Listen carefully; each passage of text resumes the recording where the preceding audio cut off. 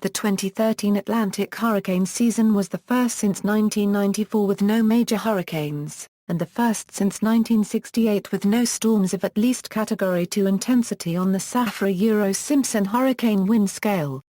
The first tropical cyclone of this hurricane season, Andrea, developed on June 5, while the final cyclone, an unnamed subtropical storm, dissipated on December 7. Throughout the year, only two storms Humberto and Ingrid reached hurricane intensity. This was the lowest seasonal total since 1982. The season's impact was minimal. Although 15 tropical cyclones developed, several were weak or remained at sea. Tropical Storm Andrea killed 4 people after making landfall in Florida and moving up the east coast of the United States. In early July, Tropical Storm Chantal moved through the Leeward Islands, causing 1 fatality, but minimal damage overall. Tropical storms Dorian and Erin and Hurricane Humberto brought only squally weather to the Cape Verde Islands. Mexico, where Hurricane Ingrid, Tropical Depression 8, and tropical storms Barry and Fernand all made landfall, was the hardest hit. Ingrid alone caused at least 23 deaths and $1.5 billion in damage. In early October, Karen brought showers and gusty winds to the central Gulf Coast of the United States. All major forecasting agencies predicted an above-average season. All reduced their seasonal predictions in early August, but even the revised predictions were too high. The lack of activity was primarily caused by an unexpected significant weakening of the Atlantic Ocean Merlin circulation between winter and spring. This resulted in continuation of the spring weather pattern over the Atlantic Ocean, with strong vertical wind shear, mid-level moisture, and atmospheric stability, which suppressed tropical cyclogenesis. Seasonal forecasts, in advance of, and during, each hurricane season, several forecasts of hurricane activity are issued by national meteorological services, scientific agencies, and noted hurricane experts. These include forecasters from the United States National Oceanic and Atmospheric Administration's National Hurricane and Climate Prediction Center, Tropical Storm Risk, the United Kingdom's Met Office, and Philip J. Klutzsch, William M. Gray and their associates at Colorado State University. The forecasts include weekly and monthly changes in significant factors that help determine the number of tropical storms, hurricanes, and major hurricanes within a particular year. According to NOAA and CSU, the average Atlantic hurricane season between 1981 and 2010 contained roughly 12 tropical storms, 6 hurricanes, 3 major hurricanes, and an accumulated cyclone energy index of 66/103 units. NOAA typically categorizes a season as either above average, average, or below average based on the cumulative ACE index, but the number of tropical storms, hurricanes, and major hurricanes within a hurricane season are considered occasionally as well. Preseason forecasts, multiple agencies predicted above-average activity, citing forecasts for slower-than-average trade winds, warmer-than-normal sea surface temperatures, abnormally low wind shear, and the unlikelihood of an El Niño ±0 developing prior to the peak of the season. On December 5, 2012, Tropical Storm Risk, a public consortium consisting of experts on insurance, risk management, and seasonal climate forecasting at University College London, issued an extended range forecast. In its report, the organization called for 15.4 named storms, 7.7 hurricanes, 3.4 major hurricanes, and a cumulative accumulated cyclone energy index of 134. While no value was placed on the number of expected landfalls during the season, TSA stated that the landfalling ACE index was expected to be above average. 4 months later, on April 5, Tropical Storm Risk issued its updated forecast, continuing to call for an above-average season with 15.2 named storms, 7.5 hurricanes, 3.4 major hurricanes, and an ACE index of 131. The landfalling ACE index was once again forecast to be higher than normal. Meanwhile, on April 8, Weather Services International issued its first forecast for the hurricane season. In its report, the organization forecast 16 unnamed storms, 9 hurricanes, and 5 major hurricanes. On April 10, Colorado State University issued its first forecast for the season, calling for a potentially hyperactive season with 18 unnamed storms, 9 hurricanes, 4 major hurricanes, and an ACE index of 165. The probabilities of a major hurricane hitting the Gulf Coast and East Coast were well above average. On May 15, the United Kingdom Met Office predicted 14 unnamed storms, with a 70% chance that the number would be between 10 and 18, and many hurricanes with a 70% chance that the number would be between 4 and 14. It also predicted an ACE index of 130 with a 70% chance that the index would be in the range 76 to 184. On May 23, 2013, NOAA issued its first seasonal outlook for the year, stating there was a 70% likelihood of 13 to 20 unnamed storms, of which 7 to 11 could become hurricanes, including 3 to 6 major hurricanes. These ranges are greater than the seasonal average of 12 named storms, 6 hurricanes and 3 major hurricanes. On May 30, the Florida State University Center for Ocean Atmospheric Prediction Studies, FSUCOAPS, issued its first and only prediction for the season. The organization called for 12 to 17 named storms, of which 5 to 10 would further intensify into hurricanes. No forecast was given for the number of major hurricanes. In addition, an ACE index of 135 units was forecast. Mid-season outlooks. In June, predictions from CSU and TSA were similar to preseason forecasts due to the lack of an El Niño ±0 and warmer than average sea surface temperatures across the Atlantic Ocean. However, by July and August, CSU and TSA all adjusted their forecasts downward because of predictions of cooler than average sea surface temperatures and above average wind shear. NOAA also decreased the amount of activity in its final outlook, despite predicting a wetter than average Western Africa and above average sea surface temperatures in its report. On June 3, CSU issued its first mid-season prediction for the remainder of the year. In its report, the organization continued to predict well above average activity, with 18 named storms, 9 hurricanes, 4 major hurricanes, and an ACE index of 165 units. CSU stated that there was a 72% chance of at least one major hurricane impacting any stretch of the United States coastline. The chances of a major hurricane hitting the East Coast and Gulf Coast were 48% and 47%, respectively. The following day, Tropical Storm Risk issued its third forecast for the 2013 Atlantic hurricane season, calling for 16 named storms, 8 hurricanes, 4 major hurricanes, and an ACE of 134 units. This activity was predicted to be roughly 30% above the 1950-2012 long-term mean. TSA gave a 65% probability that the landfalling ACE index would be above average.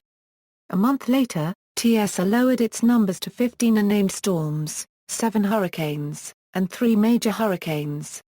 On August 2, Colorado State University issued another update for the season, lowering its numbers slightly. However, the organization continued to state that there was an above-average probability of a United States and Caribbean major hurricane landfall.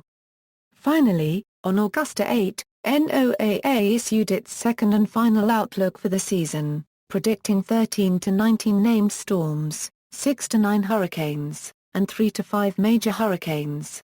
These numbers were down slightly from its May outlook. Postseason review, with 14 tropical storms, 2 hurricanes, and no major hurricanes, activity fell far below the predictions. Brian McNulty at the University of Miami noted several reasons why NOAA should not cease seasonal predictions, including the variability of hurricane seasons and the value of supplementing climatology with seasonal forecasts.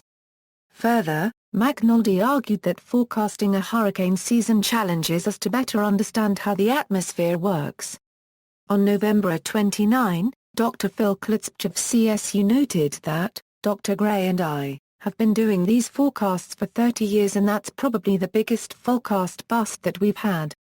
The program, which had already lost contributions from an insurance company in June, was defunded further following the botched season forecasts. However, Gray and Klutzpich were able to issue predictions for the 2014 season. Seasonal summary. The Atlantic hurricane season officially began on June 1, 2013. It was an above-average season in which 14 tropical cyclones and 1 subtropical cyclone formed. 14 of the 15 designated cyclones attained tropical storm status. However, only 2 of those became hurricanes, the fewest since 1982. Thus, this was the most active season with 2 or fewer hurricanes. None intensified into major hurricanes, for the first time since 1994. By default, 2013 extended the period without major hurricane landfalls in the United States to 8 years, with the last such system being Hurricane Wilma in 2005. Further, no hurricane exceeded Category 1 intensity, for the first time since 1968.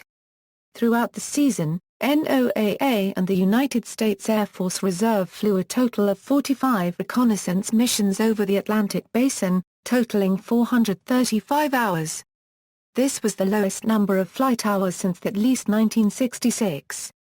1 hurricane and 3 tropical storms made landfall during the season and caused 47 deaths and about $1.51 billion in damage.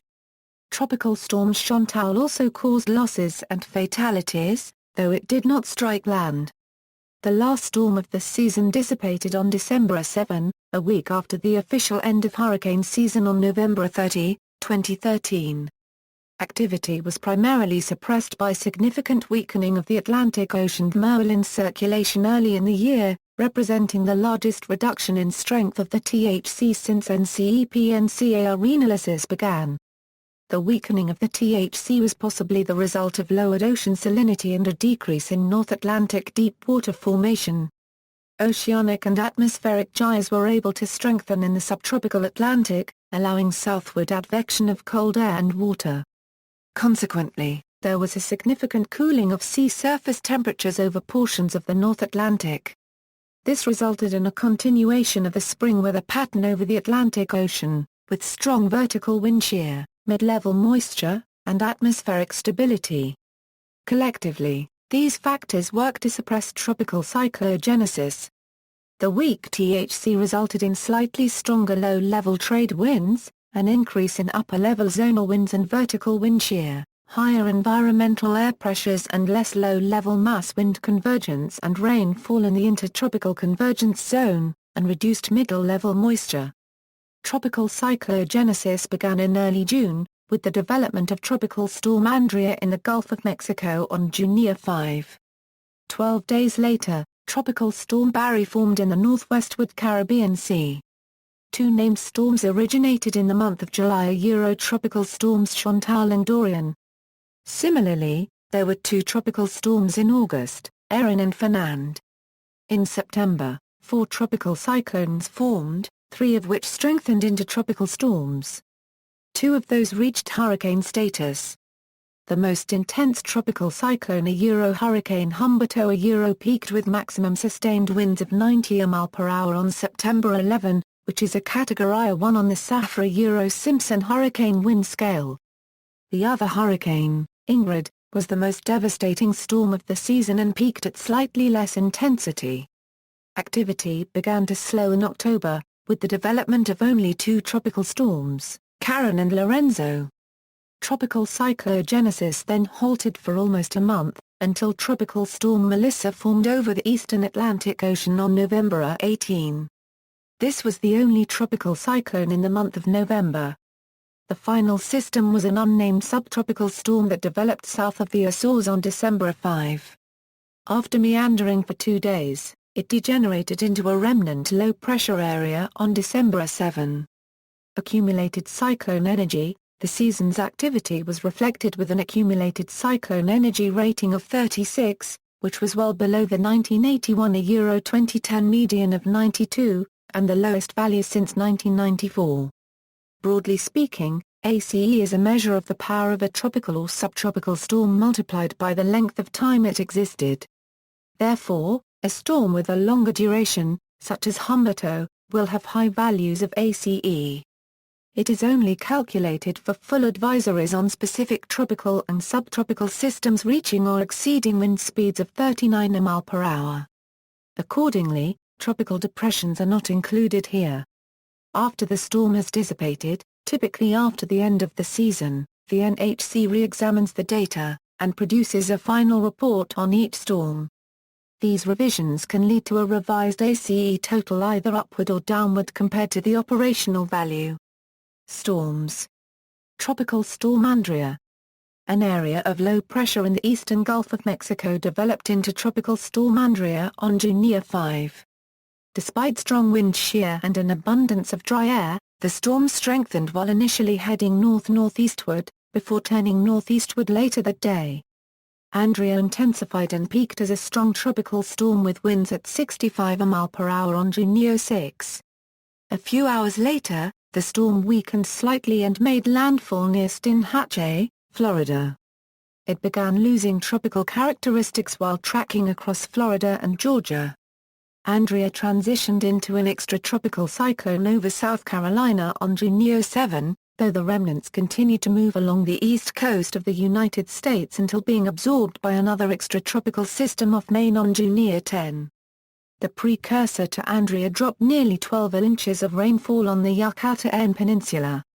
In Cuba, the storm brought flooding, with over 1,000 people fleeing their homes, mainly along the Cuyaguates River in Pinar del Rio province. In the area, 5 tornadoes were spawned, one of which damaged 3 homes. In Florida, the storm brought heavy rainfall to some areas, causing localized flooding. There were 10 tornadoes, the worst of which touched down in the acreage. The twisted down power lines and trees, causing significant roof damage to several houses. There was also 1 injury. A surfer went missing in South Carolina and was presumed to have drowned. The remnants of Andrea spawned 1 tornado in North Carolina, though damage was minor. Additionally, flooding was reported in some areas of the northeastern United States. 3 fatalities occurred due to weather-related traffic accidents in Virginia and New Jersey. The remnants of Andrea brought gusty winds to Atlantic Canada, causing thousands of power outages in Nova Scotia and New Brunswick. Tropical Storm Barry. A tropical wave emerged into the Atlantic Ocean from the west coast of Africa on June 8.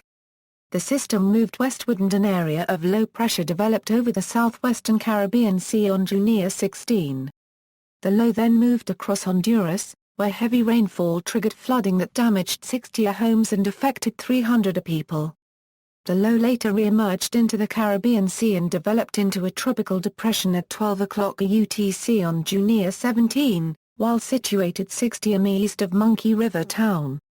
About 10 hours later, it made landfall near Big Creek, Belize.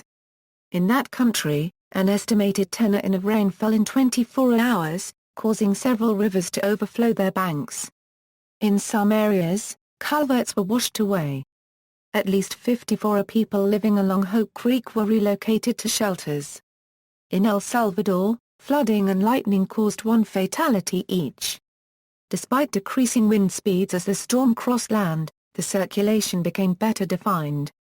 Early on June 19, the depression emerged into the Bay of Campeche and began strengthening due to warm sea surface temperatures. Around 12:00 UTC, the depression intensified into Tropical Storm Barry. After about 12 hours, Barry attained its peak intensity with maximum sustained winds of 45 mph and a minimum barometric pressure of 1,003 millibar. At 11:15 UTC on June 20, Barry made landfall near Veracruz at the same intensity.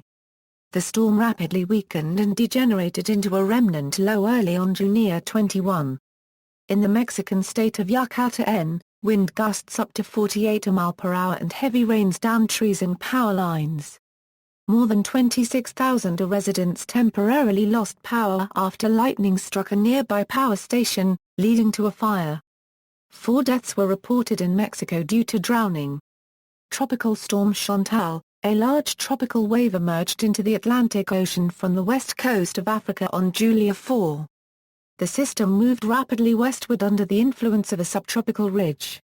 Scatterometer passes indicating a closed circulation confirmed that Tropical Storm Chantal had developed by 12:00 UTC on July 7, while located about 1,250 mi east-southeast of Barbados. Chantal continued to move swiftly west-northwestward and was one of the fastest-moving tropical cyclones in the deep tropics during the satellite era. While approaching the Lesser Antilles, it became disorganized due to wind shear, but at 12:00 UTC on July 9, Chantal peaked with sustained winds of 65 mph. Shortly thereafter, it crossed through the Lesser Antilles and continued weakening in the Caribbean Sea.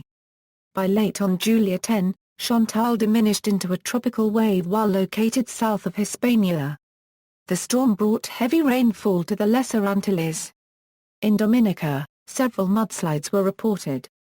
Wind gusts up to 48 mph were observed on the island, de-roofing houses and causing power outages.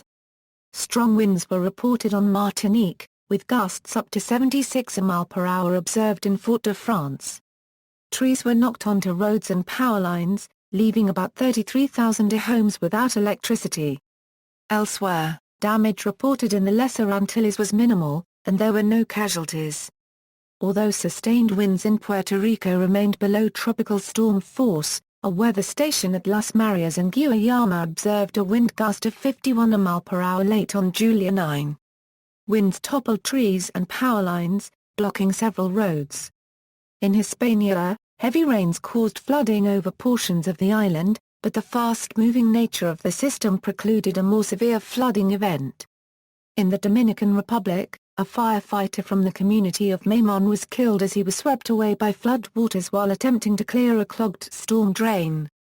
Chantal's remnant moisture interacted with a surface boundary over northeastern Florida, contributing to widespread thunderstorms that produced locally heavy rainfall and gusty winds. Overall, the storm caused less than $10 a million in damage. Tropical Storm Dorian, early on July 22, a tropical wave and associated low-pressure area emerged off the western coast of Africa. Based on satellite data, the wave was upgraded to a tropical depression at 18:00 UTC on July 23 while located about 175 mi south of the Cape Verde Islands, and further intensified into Tropical Storm Dorian by 06:00 UTC the following day. The storm tracked swiftly west-northwest over warm ocean temperatures and within an environment of low wind shear initially, allowing it to attain peak winds of 60 mph by July 25. However, the entrainment of drier mid-level air and cooler ocean waters caused a weakening trend. Late July 27, a closed low-level circulation ceased to exist and Dorian degenerated into an open trough. The remnants continued west-northwest until August 1, at which time the disturbance reached the western extent of a ridge and curved northward. Despite continued unfavorable wind shear, a broad area of low pressure formed off the east coast of Florida and became increasingly better defined. The convection gained enough organization for the system to be redesignated as a tropical depression by 18:00 UTC on August 2. However, strong northerly winds caused the depression to deteriorate into a remnant low about 24 hours later, southeast of Charleston, South Carolina. The low was absorbed into a trough off North Carolina on August 4. Tropical Storm Erin, a tropical wave, accompanied by a misshapen center of surface low pressure and a large area of disorganized showers and thunderstorms, emerged from the west coast of Africa on August 15. The wave moved west-northwestward along the southern periphery of a ridge to its north. The system quickly organized and its circulation became more defined, warranting its classification as a tropical depression early on August 15. At the time, the depression was situated about 70 mi south of Praia, Cape Verde, prompting the issuance of tropical storm warnings for the southernmost islands. Deep convection continued to develop over the center and the depression intensified into Tropical Storm Erin 6 hours after its initial designation. However, dry air quickly became entrained into the circulation and convection waned. Operationally, Erin was briefly downgraded to a tropical depression on August 16, though post-storm analysis indicated it retained tropical storm intensity that day. Early on August 17, the ship British Cynith measured 44 mph winds in relation to the cyclone. Around this time, it was estimated that Erin attained its peak intensity with sustained winds of 45 mph and a barometric pressure of 1006 millibar. A temporary northwesterly turn occurred around this time as the storm moved through a weakness in the ridge. Later on August 17, increasing wind shear took its toll on Erin and convection became displaced from the center. The following day, Erin degenerated into a remnant low about halfway between the Lesser Antilles and the west coast of Africa. The remnants proceeded westward on the low-level trade winds before opening up into a trough early on August 20, and ultimately dissipated several days later.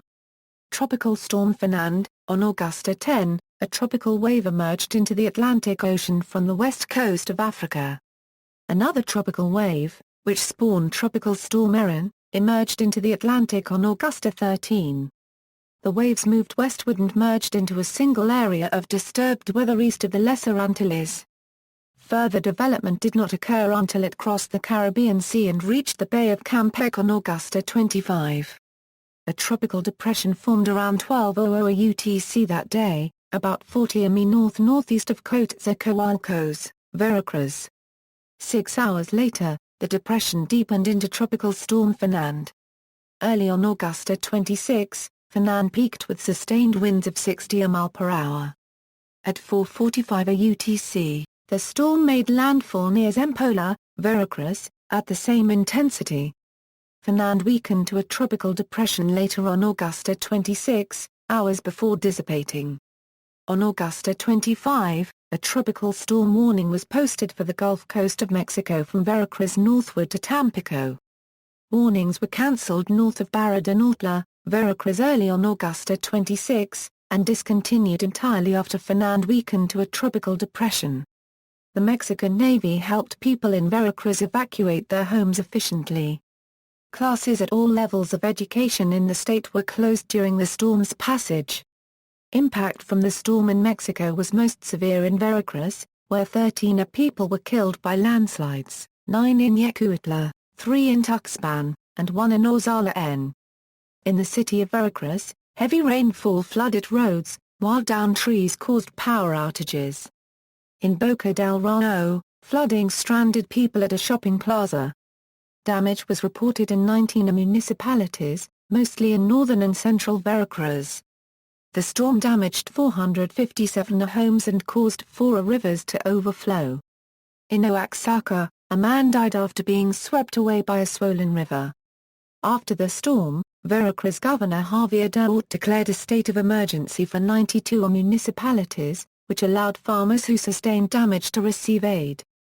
Tropical Storm Gabrielle, in late August, a tropical wave accompanied by a broad area of low pressure exited the west coast of Africa. While the wave was south of Puerto Rico, another tropical wave reached the system and enhanced deep convection. Late on September 4, a tropical depression developed about 115 mi south-southeast of Puerto Rico. Operationally, the depression was upgraded to Tropical Storm Gabrielle early on September 5. However, in post-analysis, it was determined that Gabrielle was never a tropical storm in the Caribbean. The depression moved west-northwestward and lost its closed circulation near the eastern tip of Hispaniola late on September 5. During a 48-hour period, the disturbance brought 6 to 8 in of rain to some areas of Puerto Rico. A mudslide detached part of a small bridge on Highway 184. On St. Croix, minor street flooding was reported, and several trees were downed. The remnant system was monitored for regeneration. By September 9, wind shear began decreasing and the system redeveloped into a tropical depression early on September 10. 6 hours later, the depression moved northward and strengthened into Tropical Storm Gabrielle. By 12:00 UTC on September 10, it peaked with maximum sustained winds of 65 mph and a minimum barometric pressure of 1003 millibar. The storm passed about 25 mi east of Hamilton, Bermuda early on September 11. Strong winds on the island downed trees' branches, caused minor infrastructural damage, and left minor power outages. After marked oscillations in intensity on September 12, Gabrielle finally succumbed to wind shear midway between Bermuda and Cape Cod. Tropical Depression 8, the eighth tropical depression of the season, originated from a tropical wave that crossed the western coast of Africa on August 23. Tracking westward, the wave reached the Caribbean Sea and became increasingly ill-defined while in the central Caribbean. An increase in convection was observed on September 1 and the subsequent day as the wave entered the western Caribbean. After moving into the Bay of Campeche, a broad low-pressure area formed in association with the system on September 5. An increase in deep convection on September 6 led to the formation of a tropical depression by 12:00 UTC, located approximately 30 mi east-northeast of Tampico, Mexico. The cyclone then moved west-southwest under the influence of an anticyclone. Around 18:00 UTC on September 6, the depression made landfall near Tampico. Once inland, the depression quickly diminished to a remnant low by 06:00 UTC on September 7. It dissipated 6 hours later. Heavy rains across Tamaulipas and Veracruz triggered flooding in areas that had been affected by Tropical Storm Fernand just 2 weeks prior. The most significant effects were in Veracruz, where hundreds of homes were inundated. Record-breaking rains in Mexico City, falling at rates of 3.3 in per hour, caused significant flooding. Many streets were inundated, paralyzing traffic and prompting water rescues. An estimated 20,000 homes were damaged by the floods and officials opened 4 shelters in the area. Hurricane Humberto, a tropical wave, exited the west coast of Africa on September 7 and spawned a low-pressure area by the following day. At 18:00 UTC on September 8, a tropical depression developed about 225 mi west-southwest of Dakar, Senegal. The depression moved steadily westward and intensified into Tropical Storm Humberto early on September 9. Despite moderate wind shear, Humberto continued to strengthen while passing south of Cape Verde, due to a moist atmosphere and warm ocean temperatures. The storm brought squalls to Cape Verde. The southwestern islands experienced wind gusts exceeding 35 mph which downed several trees. Heavy rains in many areas triggered flooding that washed out roads and damaged homes. Offshore, the freighter Rotterdam went missing with a crew of 6 amid 10 to 16 ft swells. The vessel eventually reached Sao Paulo, copyright and PRA and CIPE, though that country's Port Institute and Coast Guard denied her entrance. Later on September 10, the storm's deepening briefly halted as it curved northwest in response to a developing mid-level trough over the central Atlantic. At 12:00 UTC on September 11, Humberto reached hurricane status while turning northward. About 6 hours later, it peaked with sustained winds of 90 mph. By late on September 12, increasing wind shear, cooling sea surface temperatures, and a more stable atmosphere led to a weakening trend of the storm. Around 12:00 UTC on the next day, Humberto fell to tropical storm intensity, while curving west-northwestward in the low-level flow south of the Azores surface high pressure. Early on September 14, the storm degenerated into a remnant low. However, deep convection began redeveloping later that day. At 0:00 UTC on September 15, Humberto regenerated into a tropical storm about 1,095 mi southwest of Ponta Delgada, Azores. An approaching mid to upper level cyclone began to capture Humberto, causing the storm to decelerate between late on September 16 and early on September 17. When Humberto's low-level circulation became vertically stacked under the non-tropical cyclone, the system transitioned into a subtropical storm on September 17. Humberto then weakened to a subtropical depression early the next day, about 1,120 mi south of Ponta Delgada. The subtropical depression continued north-northwestward until degenerating into an open trough, and was soon absorbed by a cold front. Hurricane Ingrid. A tropical wave spawned an area of low pressure in the Bay of Campeche early on September 12. Several hours later, it matured into a tropical depression about 170 mi east-southeast of the city of Veracruz. Initially, the depression moved slowly due to weak steering currents. Around midday on September 13, the depression strengthened into Tropical Storm Ingrid. After initially moving westward toward Veracruz, the storm turned northeastward away from the coast. Favorable conditions allowed it to attain hurricane status on September 14, and the next day Ingrid attained peak winds of 85 mph. Subsequently, heightened wind shear eroded the storm's convection. Caught between a trough over eastern Mexico and a ridge over the southeastern United States, the storm turned sharply northwestward and later to the west. On September 16, Ingrid made landfall just south of La Pesca, Tamaulipas in northeastern Mexico as a strong tropical storm. Early on September 17, the storm weakened to a tropical depression, shortly before degenerating into an area of low pressure. Ingrid struck shortly after Hurricane Manuel on Mexico's Pacific coast, creating the first instance of two landfalling tropical cyclones in the nation within the same 24-hour period since 1958. The combined impacts of Hurricanes Ingrid and Manuel affected two-thirds of Mexico, killing 192 people and causing $75 billion pesos in damage. Most of the destruction has been attributed to Manuel, but Ingrid was directly responsible for at least 23 deaths and $20 billion pesos in losses. The two storms produced approximately 5.7 trillion cubic foot of rainwater, equivalent to the combined volume of every reservoir in Mexico. Rainfall from the storm peaked at 20.10 inches in Tuxpan, Veracruz.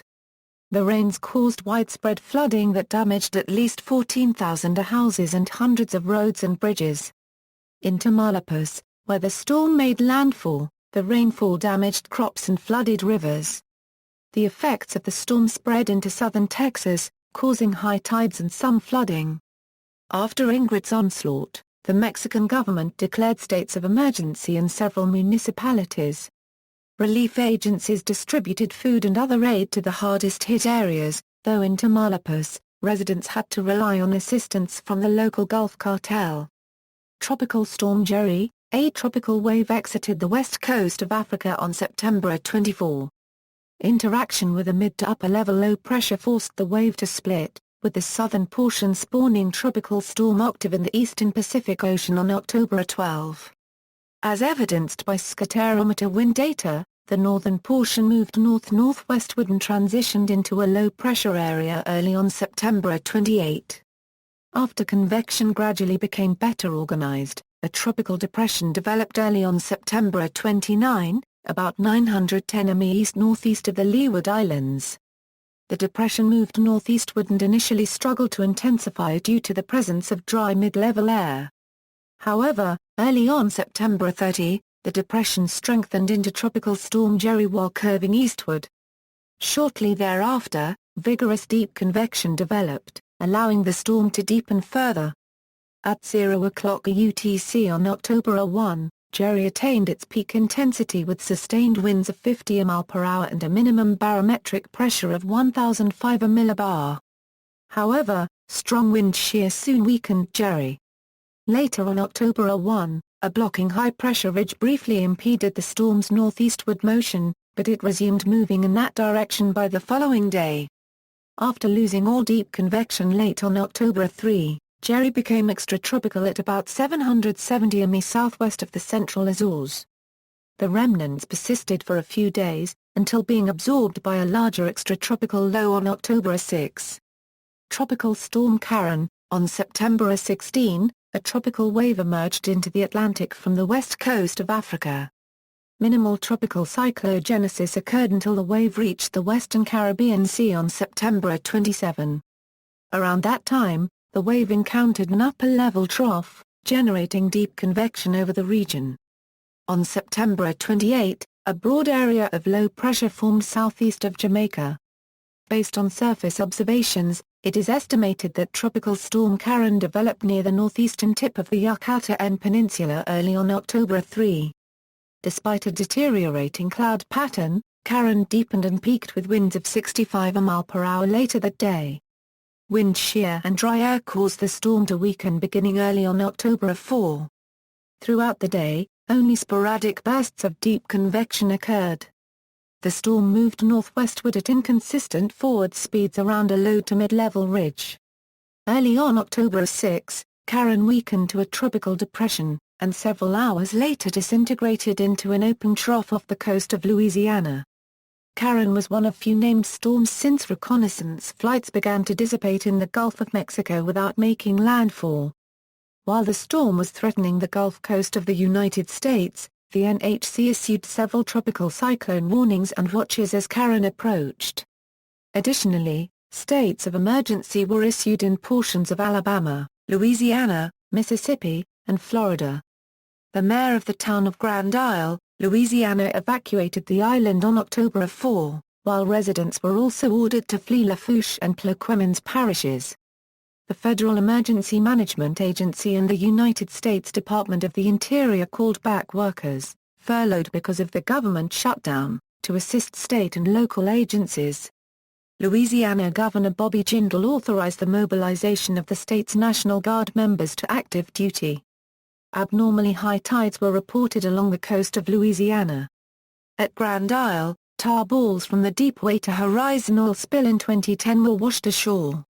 In Texas, the storm brought minor coastal flooding to Brazoria County.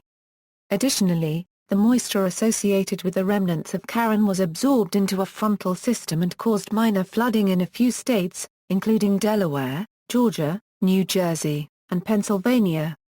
Tropical storm Lorenzo, a tropical wave exited the west coast of Africa and entered the Atlantic on October 11. 4 days later, a mid to upper level trough increased convection along the northern portion of the wave. The southern portion of the wave continued westward, while the northern portion moved slowly west-northwestward and developed into a surface trough. Eventually, the system transitioned into a broad surface low. Despite southwesterly vertical shear, deep convection began to increase by late on October 20. After becoming better defined, the system developed into a tropical depression at 6 o'clock UTC on October 21 while located about 620 mi east-southeast of Bermuda. 6 hours later, the depression strengthened into Tropical Storm Lorenzo. On October 21, the storm moved north-northeastward around the northwestern periphery of a mid-level ridge. Lorenzo strengthened further and peaked with sustained winds of 50 mph and a minimum barometric pressure of 1,000 millibar at 12 o'clock UTC on October 22. Around that time, satellite imagery indicated increased banding and an eye-like feature. The cyclone then turned eastward in weak westerly low to mid-level flow. Early on October 23, strong wind shear began impacting Lorenzo, causing the circulation to become exposed to deep convection. At 0 o'clock UTC on the following day, Lorenzo weakened to a tropical depression and dissipated into a remnant low 12 hours later. The low persisted for a few days, until it degenerated into an open trough on October 26. The remnants of Lorenzo fueled the St. Jude storm, which struck northern Europe with hurricane-force winds on October 27 and October 28. Tropical storm Melissa, early on November 17, an extratropical low developed along a stationary front over the central Atlantic. It moved northward and became co-located with an upper-level low. After the fronts dissipated, deep convection began to initiate near the center. As a result, subtropical storm Melissa developed at 12 o'clock UTC on November 18, about 720 mi east-southeast of Bermuda. Melissa moved generally northward and strengthened slightly on November 19, but weakened later that day after convection diminished. Early on November 20, convection increased again, and after the storm acquired a warm core, it was reclassified as a tropical storm. After becoming a tropical cyclone on November 20, Melissa accelerated northeastward and slowly strengthened. Later that day, the storm attained its peak intensity with sustained winds of 65 mph and a minimum barometric pressure of 980 millibar. Amid colder ocean temperatures, Melissa lost all of its deep convection and transitioned into an extratropical cyclone at 0 o'clock UTC on November 22, at about 140 mi north-northeast of Flores Island, Azores. The remnants merged with another system several hours later. Unnamed subtropical storm, in early December, an upper-level trough stalled to the south of a ridge in the northeastern Atlantic Ocean. Late on December 3, an extratropical storm formed about 415 mi south of the Azores, and with a ridge to the north, it executed a cyclonic loop. Amplified by an upper-level low to the west, the storm produced a large area of gale-force winds. Early on December 4 the wind began to decrease. With low wind shear and water temperatures of 72 degree Fahrenheit, the system developed an area of convection near the center. At around 1800 UTC on December 4, the NHC noted in a tropical weather outlook that further development was possible before the cyclone encountered more unfavorable conditions.